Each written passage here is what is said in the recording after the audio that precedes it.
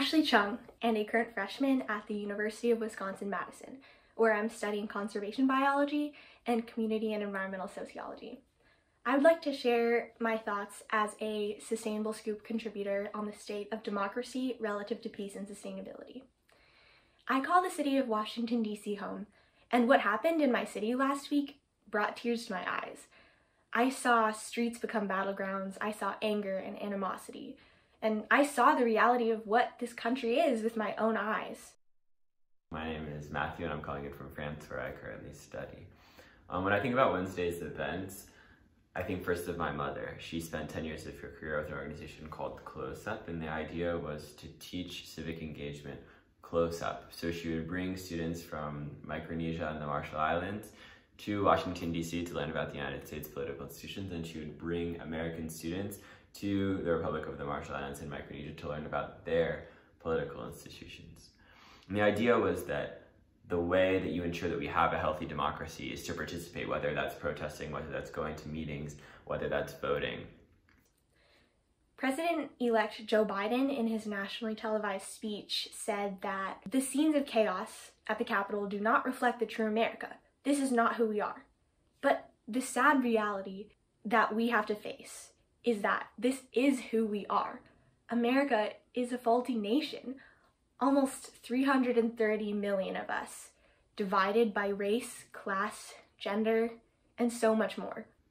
White supremacists and neo-Nazis invade the Capitol.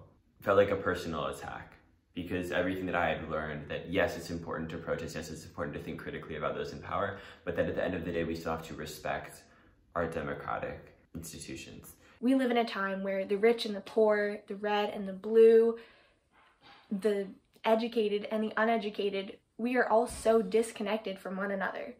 We no longer stand on the common ground of fact and fiction, instead divided by our fears. We are so ignorant of our faults and our history and the future problems we face, such as climate change. There's a great book called All We Can Save that is written by women from all different backgrounds around the United States. Indigenous women talk about indigenous solutions. There's Black farmers, and all of these people who are working on climate solutions. So if we have a really intersectional perspective, if we work with all these different communities who we have marginalized for so long, that is how we get to a more sustainable, a more equitable, and a more regenerative future. The first step is accepting that the place we are in now is where we are. It's not easy for us to listen to the facts. It's not easy for us to see the lack of education, equity, and truth, but we have to start with that. I urge you to look around and challenge yourself, to learn from opposing perspective. Watch news sources that you might not normally watch. We need to see and accept the state we are in so that progress can begin, and we can begin tackling our issues of climate change and race and division.